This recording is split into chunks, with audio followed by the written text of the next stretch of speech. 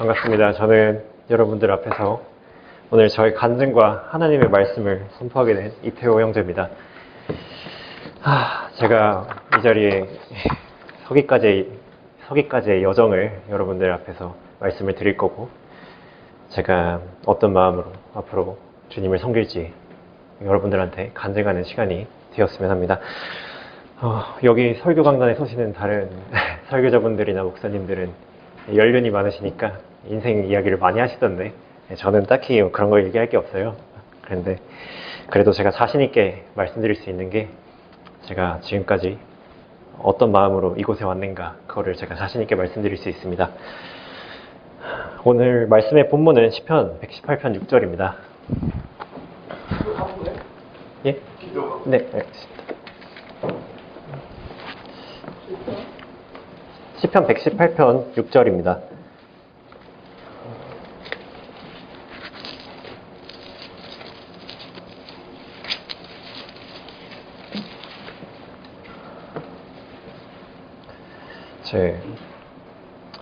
제가 한번, 다 찾으셨습니까? 시편 118편 6절 제가 한번 읽고 다 같이 한번 읽겠습니다. 주께서 내 편이시니 내가 두려워하지 아니하리라. 사람이 내게 무엇을 할 수 있으리요? 주께서 내 편이시니 내가 두려워하지 아니하리라. 사람이 내게 무엇을 할 수 있으리요? 아멘. 이 구절은 제가 제일 좋아하는 구절이고, 제가 첫 설교는 꼭 이 구절로 해야겠다라고 생각을 했습니다. 제가 흑암 가운데서 하나님한테 기도드리면서 답을 찾을 때 하나님께서 저에게 주신 구절입니다. 말씀을 위해 잠시 기도하겠습니다. 살아가는 주님, 감사합니다. 제가 이런 귀한 성도들 앞에서 저의 간증과 하나님의 말씀을 선포하게 되었습니다. 성령께서 제 안에 충만해 주셔서 제가 담대하게 전할 수 있도록 도와주시고, 청중들의 귀에도 역사하셔서 듣고 끝나는 것이 아닌 마음속으로 영원히 남는 그런 시간을 가지게 해 주십시오.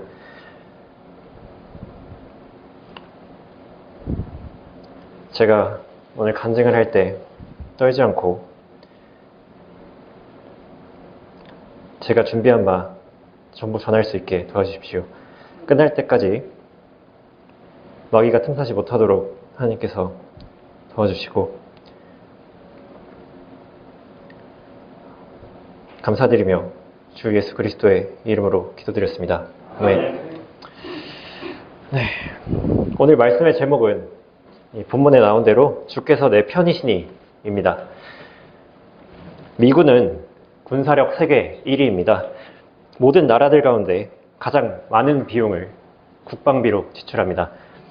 이 미국을 제외한 다른 나라들을 전부 합쳤을 때 미군과 전투를 하면 거의 비등비등한 전력을 가질 만큼 미국은 강한 군사력을 가지고 있습니다.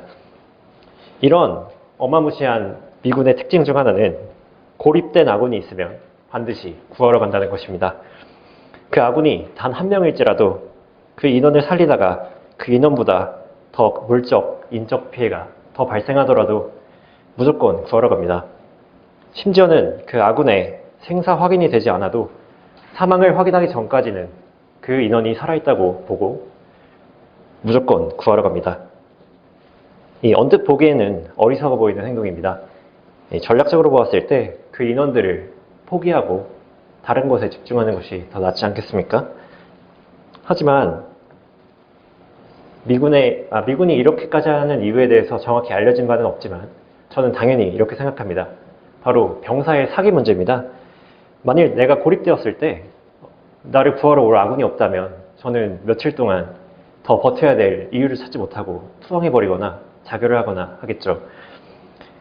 나를 구하러 오고 있다는 그 믿음이 고립된 상황 속에서도 며칠 더 버티는 그 원동력이 됩니다.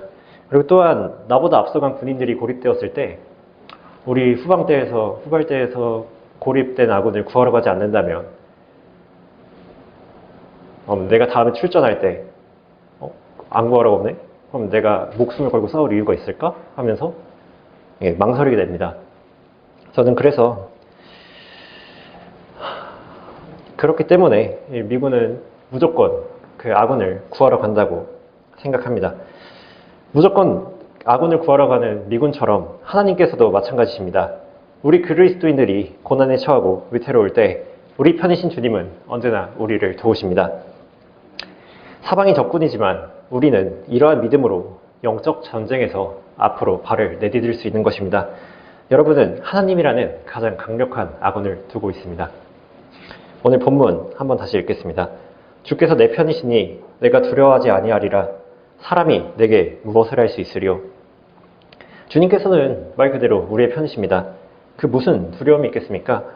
전혀 두려울 것이 없습니다. 하지만 본문을 다시 잘 보면 주께서 내 편이시니 라는 조건이 달려 있습니다. 하나님은 무작정 우리의 편이 아니십니다. 우리가 먼저 하나님의 편이 되어야 합니다. 만일 우리가 하나님의 편이 아니라면 이 본문대로 내가 두려워지고 사람을 하나님보다 더 무서워하는 결과를 낳게 됩니다. 사람이 구원은 겨우 받았을지라도 주님의 편이 아닐 수 있습니다.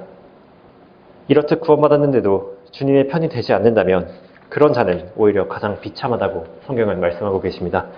만일 그리스도 안에서 우리가 바라는 것이 오직 이생뿐이라면 우리는 모든 사람 가운데서 가장 비참한 사람이라. 고린도전서 15장 19절입니다. 이렇기에 구원받은 사람은 반드시 하나님의 편이 되는, 주님의 편이 되는 삶을 살아야 합니다. 주님의 편이 아닌 상태에서는 그 어떤 일을 하든 간에 하나님의 인정을 받을 수 없습니다. 그런 삶은 언제나 두렵고 막막할 뿐입니다. 저는 오늘 저의 간증과 더불어 하나님의 말씀을 선포하면서 어떻게 하면 하나님의 편이 될 수 있는가에 대해 설교하겠습니다. 이 설교를 통해서 언제나 주님의 편으로 사는 성도들이 되시길 바랍니다. 저는 대부분 다 아시겠지만 구원파에서 왔습니다. 구원파 중에서도 그 유병원 쪽 구원파라고 그 세월호 사건 다들 아시죠? 세월호 사건에 연루되었던 그곳입니다. 저는 제 외할머니랑 어머니랑 제가 태어나기 전부터 구원파에 전부 다녔기 때문에 태어나면서부터 자연스럽게 구원파 3세로 자라게 되었습니다. 제가 첫 기억이 한 7살, 6살쯤 교회를 가는 그 좁은 골목이 기억이 납니다. 그래서 그때부터 아마 다녔던 것 같습니다. 저는 초등학교 5학년 때 처음 지옥에 대해 알게 되었습니다. 그때 너무나 정말 무서웠어요. 어린 기억에 이거 구원받았다는 사람들이나 선생님들, 친구들한테 가가지고 이거 구원 어떻게 받느냐고 막 물어본 기억이 있습니다. 네, 정말 매일매일 휴거가 될까 두려워서 집에 가면 부모님이 안 계시면 이제 무서워가지고 전화하고 그랬었습니다. 그러던 중 어머니한테 구원을 받고 싶다고 말을 했더니 그 5학년에서 6학년 넘어가는 시점에 구원파에서는 전도 집회라는 걸 매년 합니다. 인천 송도 라마다 호텔에서 5박 6일 동안 이제 전도 집회를 하는데 그거를 어머님이 저를 데려가셨습니다. 이제 제일 앞줄에 앉아서 그 강의를 듣는데 그 강의의 내용은 첫날은 성경은 왜 사실인가 하면서 과학적 입증을 막 합니다. 그리고 두 번째 날에도 그런 걸 하고 세 번째 날에는 뭐 이스라엘의 역사를 통한 뭐 성경의 정당성을 입증하고 넷째 날에 돼서야 이제 사람은 죄인이다 이렇게 얘기를 해요.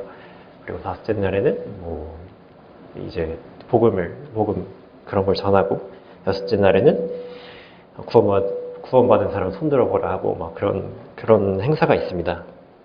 하지만 저는 초등학교 6학년생이었고 정말 아무것도 이해하지 못했습니다. 그래서 그러다가 마지막 날에 5일차 밤에 구원 상담이란 걸 받게 되었습니다. 저랑 제 친구랑 그리고 전도사분, 나이시게 타신 전도사분 한 명이랑 3명이 앉아서 이렇게 구원 상담이란 걸 받았습니다. 참 웃긴 게 처음부터 그냥 구원 상담하면 되잖아요. 그런데 구원파는 그런 분위기는 아닙니다. 그래서 막 새벽 늦게까지 남아가지고 막 구원 복음에 대해 듣고 막 너 죄 지어봤냐? 그러면 예, 지어봤습니다. 그러니까 그러면 하나님한테 기도하자. 하나님 전 죄인입니다. 그러고서 복음을 듣고 하나님 감사합니다. 뭐 이런 걸 했어요. 영접기도 비슷한 걸 했죠. 근데 그래도 제가 이해를 못했어요. 그때 그게 왜 구원이랑 연관이 되는지 막 그렇게 잘 몰랐는데 갑자기 전도사분이 저한테 막 구원받았다고 막 그러는 겁니다. 그래서 막 주위에서 갑자기 막 축하를 해요. 근데 저는 아직 이해를 못 해가지고 그냥 그러고 있다가 그날 새벽까지 막 하도 이해를 못 하니까 전도사분이 막 너무 힘들어하시고 막 그러니까 뭔가 미안한 마음도 있었던 것 같아요. 그래서 저는 이해를 못 했는데 그냥 구원 받았나 보다 하면서 그냥 그렇게 넘어갔었습니다. 근데 그 이후로 그냥 저냥 살게 되었어요. 근데 점점 시간이 지날수록 이게 구원이 맞는 건가 싶고 이게 구원이 아니면 어쩌지? 라는 이런 생각이 들었습니다. 이미 구원은 받았다고 말해버렸고 이미 축하도 받을 대로 다 받아버렸는데 이게 지금 아니라고 하면 되게 혼날 것 같은 분위기가 있었습니다. 그래서 그때까지 마음속에 계속 담아두고 막 끙끙 앓다가 정말 눈물로 다시 회개도 해보고 막 그랬는데 이 두려움은 전혀 사라지지 않았습니다. 그러다가 어떤 사람의 간증글을 읽게 되었습니다. 이게 중학교 1학년 때입니다. 중학교 1학년 때 어떤 사람의 간증글을 읽게 되었는데 그 글에는 예수님께서는 이미 우리 모든 죄를 사해 주셨는데 왜 그게 내가 맞는지 틀리는지 따지고 있었다라는 내용의 글이었습니다. 그때 제가 그걸 보면서 맞네? 예수님께서는 이미 내 죄를 전부 사해 주시고 그건 완벽한 사실인데 내가 그게 뭐 나한테 적용이 되나 안 되나 아니면 그게 맞나 틀리나 하고 있었구나 하면서 내가 못 믿고 있었던 거구나 라는 것을 그때 알았습니다. 그래서 그때 제가 내가 용서받았구나를 확신했습니다. 그 이후로 한참 뒤에 박인기 목사님을 통해서 정확한 복음을 듣고 다시 그 복음을 듣고 그 믿음에 대한 것을 하나님한테 기도하는 시간을 가졌습니다. 이것이 저의 구원 간증입니다. 주님의 편이 되는 방법 첫 번째로 하나님의 은혜로 구원받아야 합니다. 요한복음 1장 12절입니다. 요한복음 1장 12절입니다. 다 아시는 구절이어서 제가 읽겠습니다. 그러나 누구든지 그를 영접한 사람들에게는 하나님의 아들들이 되는 권세를 주셨으니 즉 그의 이름을 믿는 사람들에게니라. 주님의 편이 되기 위해서는 반드시 구원받아야 합니다. 구원받지 않은 상태에서 그 어떤 일을 하든 간에 주님의 인정을 받을 수 없고 주님의 편 또한 될 수 없습니다.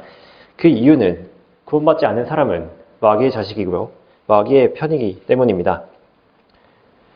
너희는 너희 아비 마귀에게서 나와서 너희 아비의 정욕을 행하고자 하는도다. 구원받지 않은 사람은 마귀의 자식입니다. 죄의 종입니다. 마귀의 자식은 자신의 아비인 마귀의 정욕을 행하고자 할 뿐입니다. 만일 이런 사람들이 하나님의 일처럼 보이는 행동들을 해도 하나님께서는 단호하십니다. 나는 너희를 전혀 알지 못하니 너희 불법을 행하는 자들아 내게서 떠나가라. 그들이 얼마나 주여 주여라고 외쳤겠습니까? 그들 나름대로의 열성을 가지고 하나님을 섬겼을 것입니다. 하지만 마귀의 자식인 채로 어떻게 하나님의 편이 될 수 있겠습니까? 어떻게 더러운 것 가운데서 깨끗한 것을 가져올 수 있겠습니까? 하나님께서 금하시는 일입니다. 이렇듯 우리는 누구나 마귀의 자식으로 태어나서 자기 아버지였던 마귀의 뜻대로 살아왔습니다. 하지만 하나님께서는 이러한 우리들을 위해서 독생자 예수 그리스도를 이 땅에 보내셨습니다. 예수님께서 우리를 위하여 십자가에 달려 돌아가셨다가 부활하심으로써 우리 모든 죄를 용서하셨습니다. 우리는 구원받을 그날 마귀의 자식에서 하나님의 아들로 신분이 바뀌게 된 것입니다. 에베소서 1장 5절입니다.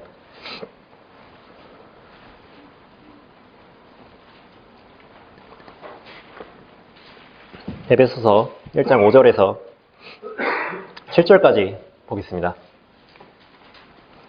하나님의 기쁘신 뜻에 따라 예수 그리스도를 통하여 우리를 자신의 자녀로 입양할 것을 예정하셨으니 이는 하나님께서 그 사랑하시는 이 안에서 우리를 받아들이신 그의 은혜의 영광을 찬양케 하려 하심이니라. 그 사랑하시는 이 안에서 우리가 그의 은혜의 풍성함을 따라 그의 보혈을 통하여 구속 곧 죄들의 용서함을 받았느니라. 아까 박인기 목사님께서 말씀하셨던 것처럼 우리는 우리 자체로 하나님의 아들이 될 자격이 전혀 없었습니다. 그저 죄인이었을 뿐입니다. 우리가 받은 구속은 하나님의 은혜임을 알 수 있습니다. 하나님께서 우리를 구원하시고 거룩한 소명으로 부르심은 우리의 행에 따라 하신 것이 아니라 그분의 목적과 은혜에 따라 하신 것이니 디모데후서 1장 9절이었습니다. 하나님께서 우리를 구원하신 것은 은혜입니다. 은혜라는 것은 원래 자격이 있어서 받는 것이 절대 아닙니다. 은혜는 자격 없는 사람이 그저 주는 사람의 호의로 받는 것입니다. 우리 또한 아무 공로 없이 예수 그리스도를 믿는 그 믿음으로 그 믿음 하나만을 보고 하나님께서 자신의 자녀로 입양해 주신 것입니다. 로마서 8장 15절입니다.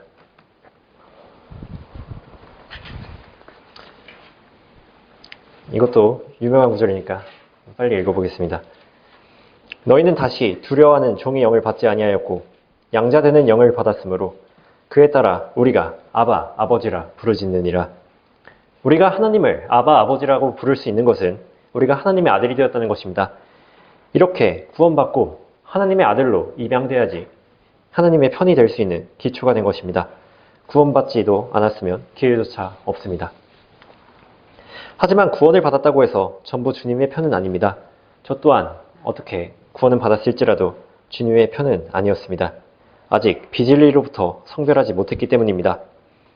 저는 원래 호기심이 많은 편이었는데 제가 성경에 대해서 궁금한 것이 있거나 약간 학생 때 이제 과학적으로 성경이 모순되는 것처럼 보일 때 그렇게 궁금해도 그걸 구원파에서는 알려줄 사람이 전무했습니다.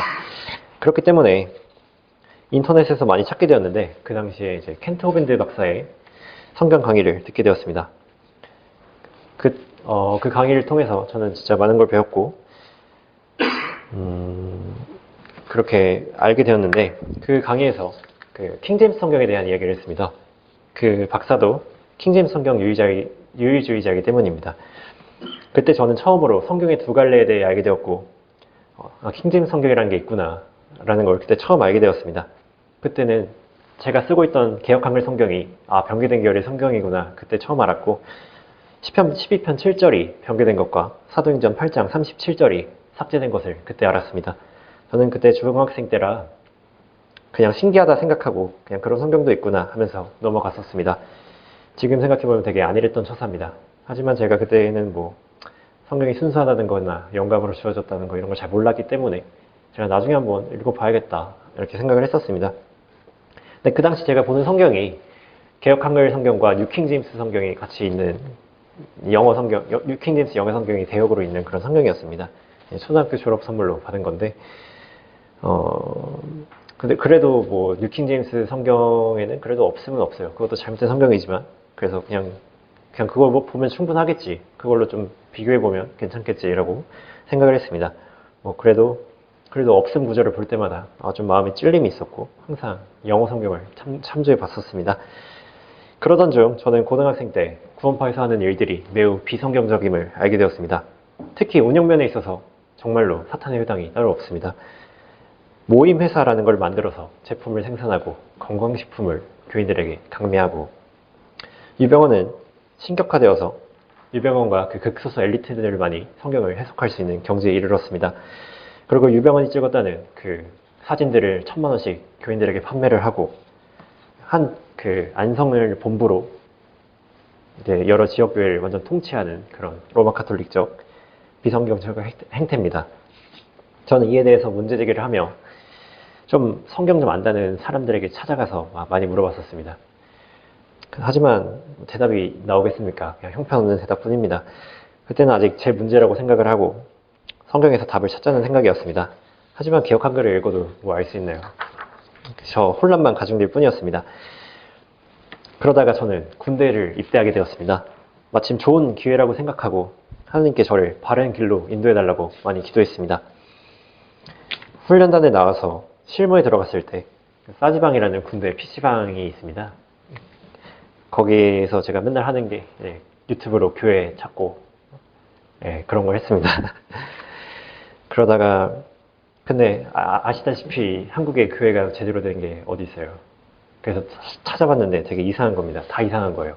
근데 다행히도 제가 들었던 그 강의에서 미국 남침례교 계열과 독립침례교 계열이 정통성이 있다는 걸 그때 얼핏 알고 있었기 때문에 그걸 기준으로 이렇게 찾았습니다.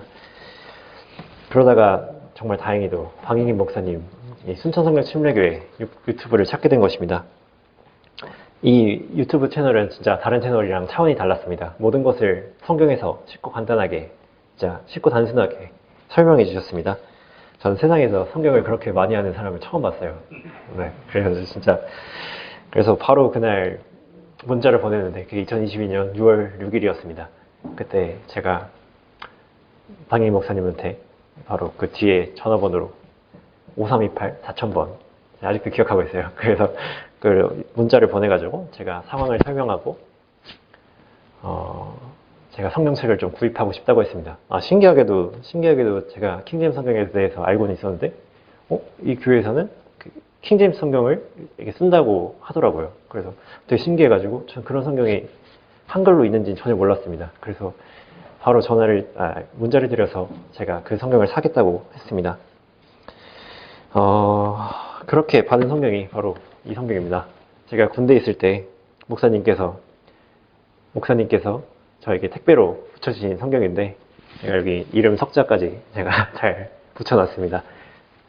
예, 그래서 진짜 손때가 묻고 제 경험과 그다음에 제 인생이 담겨있는 그런 귀중한 성경입니다. 한글 킹제임스 성경이죠.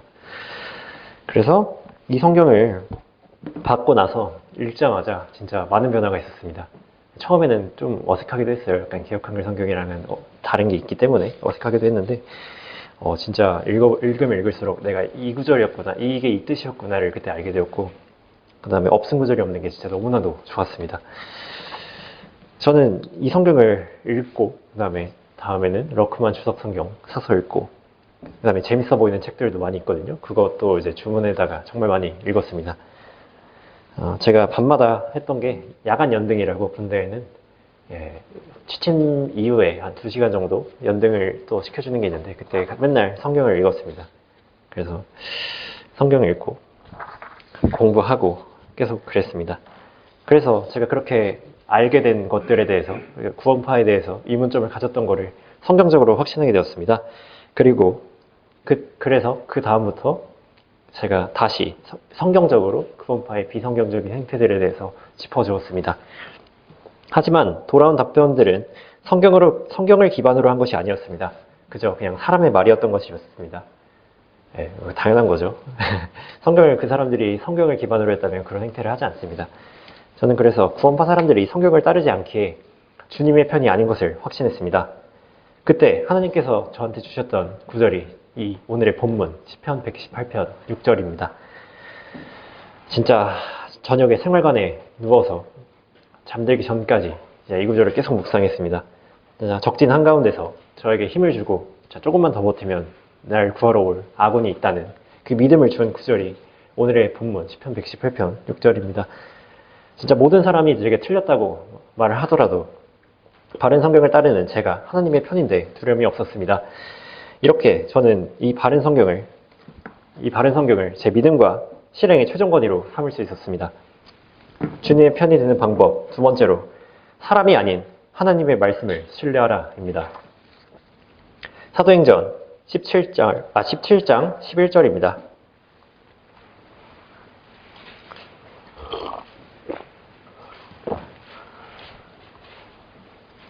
사도행전 17장 11절입니다. 10절부터 보면은 바울하고 실라를 베레아로 보내게 됩니다. 그래서 바울과 실라는 베레아로 내려갑니다. 거기서 베레아 사람들을 만나는데 성경에서 베레아 사람들을 칭찬하죠. 베레아 사람들은 데살로니가 사람들보다 더 고상하여서 전심으로 말씀을 받아들이고 그 말들이 그런가 하여 매일 성경을 상고하므로 베레아 사람들은 바울과 실라의 말이라고 할지라도 성경에 비춰서 확인했습니다. 저는 지금 바울이 살아 돌아와서 저에게 말을 한다 할지라도 성경에 비춰보고 그 말을 믿을 것입니다. 이것이 마땅한 절차이고 하나님께서 칭찬하시는 절차입니다. 우리는 당연히 사람이 아니라 하나님의 말씀을 최종 권위로 삼아야 합니다. 누가복음 8장에서 한 번은 예수님과 제자들이 배를 타고 가다가 폭풍을 만납니다. 배에 물이 차가지고 위험해질 때 제자들이 예수님을 찾습니다. 선생님, 선생님, 우리가 죽게 되었나이다. 그래서 예수님께서 바람과 파도를 꾸짖으시니 잠잠해집니다. 그리고 제자들에게 아주 중요한 질문을 하십니다. 너희의 믿음이 어디에 있느냐? 제자들의 믿음은 어디 있었습니까? 제자들의 믿음은 말씀이신 예수님이 아니라 흔들리는 폭풍에 있었습니다. 변하지 않는 말씀이 아니라 흔들리는 세상에 있었습니다. 기초들이 무너지면 이인이 무엇을 할 수 있겠습니까? 우리의 믿음의 기초가 과연 어디 있어야 하겠습니까? 우리는 당연히 영원하고 불변하는 것에 믿음의 기초를 두어야 합니다. 부서지는 모래가 아닌 반석에 두어야 합니다. 흔들리는 것이 아닌 흔들리지 않는 곳에 기초를 두어야 합니다. 하느님의 말씀은 영원하고 불변하는 진리입니다. 이 말씀에 우리 믿음과 실행의 최종 권위를 두어야 합니다. 세상은 언제나 변하고 사람도 언제나 변합니다. 그렇기에 절대 사람을 하나님의 말씀에 앞서두어서는 안 됩니다. 심지어는 자칭 선지자라 하는 사람의 말도 하나님의 말씀보다 앞서두어서는 안 됩니다. 열왕기상 10선장에 나오는 하나님의 사람은 빵도 먹지 말고 물도 먹지 말고 왔던 길로 돌아가지도 말라는 하나님의 엄중한 말씀보다 늙은 선지자의 말을 더 앞세웠습니다. 그래서 그 길로 돌아가서 그 선지자와 함께 먹고 마신 결과는 바로 죽음이었습니다. 하나님의 사람은 사람의 말을 하나님의 엄중한 말씀보다 더 높이 둔 실수를 한 것입니다. 우리는 럭크만의 신학을 공부합니다. 하지만 우리가 마냥 럭크만을 따르는 사람들은 아닙니다. 럭크만의 신학을 공부하는 이유도 럭크만의 신학이 성경에 비춰봤을 때 틀린 것이 없기 때문입니다. 우리는 어떤 사람의 말을 들어도 그것이 정말 맞나 하면서 베레아 사람들처럼 성경에 비춰 판단을 해야 됩니다. 우리 모든 믿음의 근거를 변하지 않는 하나님의 말씀에 두어야 합니다. 그 말씀이 이 세상 어딘가에 있는 것이 아닙니다. 바로 여러분의 눈앞에 손에 들을 수 있는 그곳에 바로 있는 것입니다. 저는 이렇게 저의 최종 권위를 성경에 두게 되었고 그 뒤로 구원파를 떠나서 순천 성경 침례교회에 다니고 싶은 마음이 있었습니다. 하지만 확고한 결정을 내리는 것은 쉬운 일이 아닙니다. 이 인생의 거의 모든 날을 구원파에서 보냈으니까 저의 사랑하는 가족과 친척들 그리고 어려서 함께 놀던 친구들 어릴 적 인생과 추억들이 구원파에 녹아 있었습니다. 제가 사랑하는 모든 것들을 버려야 한다는 불안감이 엄습했습니다. 집에서는 더 이상 따뜻하게 반겨주지 않을 것이고 내 친구들도 그럴 것이라는 두려움이 있었습니다. 하지만 저는 그런 것보다 더 사랑하는 것이 있었습니다. 주님의 편이 되는 방법 세 번째로 주님을 첫째로 사랑하라입니다. 마태복음 22장 37절, 38절 함께 보겠습니다.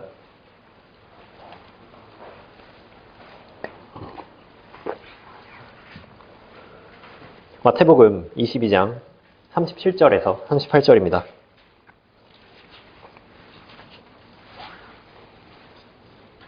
제가 읽겠습니다. 예수께서 그에게 말씀하시기를 너는 내 마음을 다하고 혼을 다하고 생각을 다하여 주 너의 하나님을 사랑하라. 이것이 첫째며 큰 계명이니라. 제가 구원파보다 더 사랑한 것은 바로 주 예수 그리스도입니다. 죄인인 저를 위해 십자가에 달려 피 흘리신 주님을 사랑했습니다. 우리는 그 누구보다 그 무엇보다 하나님을 첫째로 사랑해야 합니다. 그것이 너무나 당연한 거죠. 우리가 살아가는 이유는 간단합니다. 우리가 왜 살고 있습니까? 바로 우리를 위해 죽으신 그리스도를 위해 산다고 성경은 말씀하시고 계십니다. 고린도서 5장 15절입니다. 고린도서 5장 15절입니다.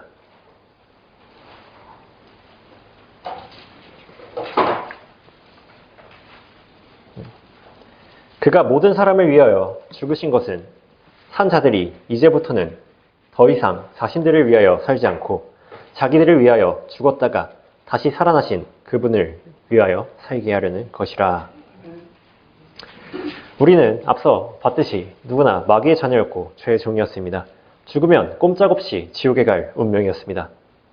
예수님께서 우리를 위해 죽으신 이유는 죽으신 것은 이미 끝난 인생에 추가 시간을 주신 것이나 다름없습니다. 남은 인생을 스스로를 위해 살지 않고 사랑하는 주님을 위해 살아야 하는 것이 마땅합니다. 저는 그 믿음으로 결단을 내릴 수 있었습니다. 구원파를 성별하여 이 순천 성경 침례교회에 가기로 말입니다. 제가 바른 성경을 알고 바른 결정을 내리자마자 곧바로 영적 전쟁은 시작되었습니다. 가족들은 난리가 났고 특히 저희 외가 쪽 친척 전부가 구원파기 때문에 그 삼촌 댁에서 저를 막아서려고 진짜 많이 설득하고 그다음에 구원파에서 성경 좀 안다는 사람들 데려다가 태고랑 연락 좀 해봐라 이렇게 막 이야기를 하고 막 엄청 심했습니다. 원래 바른 길을 가려고 하면 가장 먼저 막아서는 것이 주변인이라고 럭크만 목사님이 말하시지 않습니까? 정말 가족을 포함해서 단 한 사람도 제 결정에 동의하지 않았습니다. 하지만 하나님께서는 그때 이 말씀을 주셨습니다. 누구든지 자기 아버지나 어머니나 아내나 자식이나 형제나 자매나 정녕 자기 목숨까지도 미워하지 않은 채 내게로 오면 그는 나의 제자가 될 수 없느니라. 누가복음 14장 26절입니다. 심지어는 그것이 사랑하는 가족일지라도 주님을 사랑하는데 방해가 된다면 얼른 버려야 합니다. 여러분들에게 있어서 하느님보다 더 사랑하는 그 어떤 것이라도 있으십니까? 그것은 바로 우상이자 악인 본체의 루시퍼입니다. 하루빨리 그것을 버리고 하느님을 가장 먼저 사랑해야 합니다.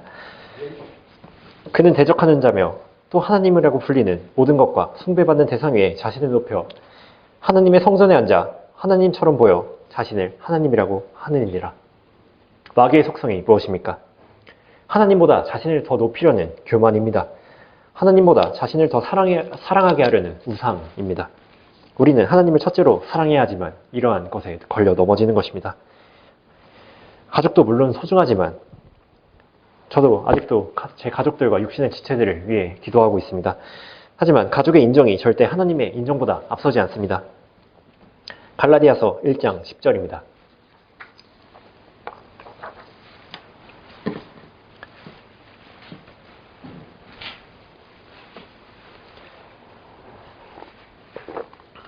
갈라디아서 1장 10절입니다. 내가 이제 사람들에게 호감을 사랴 아니면 하느님께 사랴 아니면 내가 사람들을 기쁘게 하려고 하겠느냐.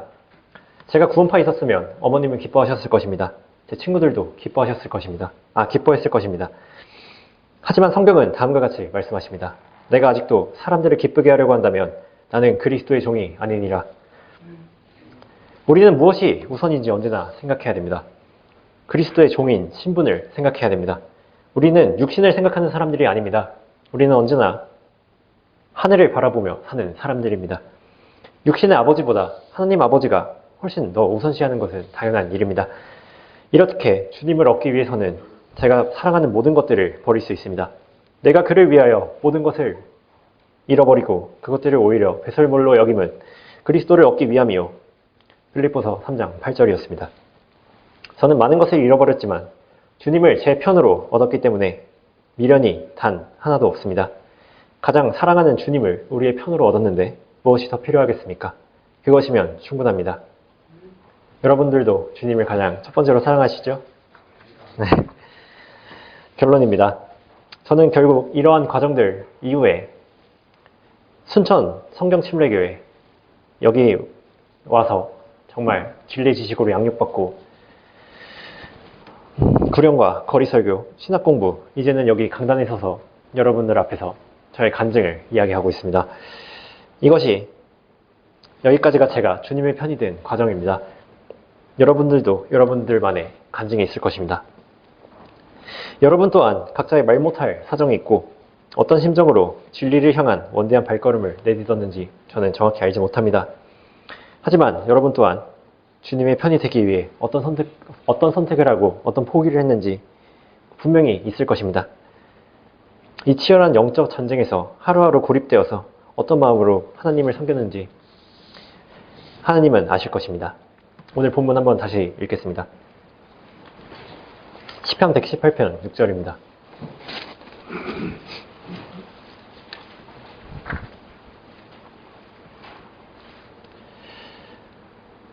주께서 내 편이시니 내가 두려워하지 아니하리라. 사람이 내게 무엇을 할 수 있으리요? 여러분이 주님의 편인 것을 믿으십니까? 또한 주님이 우리의 편인 것을 믿으십니까? 우리 편이신 주님께서는 우리를 구하러 곧 오실 것입니다. 설교 처음에 미군 이야기 기억나십니까? 미군은 무조건 아군이 고립되어 있으면 무조건 구하러 갑니다. 한 명이라도 구하러 갑니다. 미군도 그러는데 하나님께서는 얼마나 더 하시겠습니까?